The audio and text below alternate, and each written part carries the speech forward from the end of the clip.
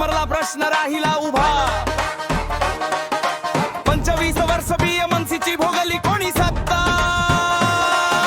97 पासून शहर लुटले कोणी भावा उत्तर दे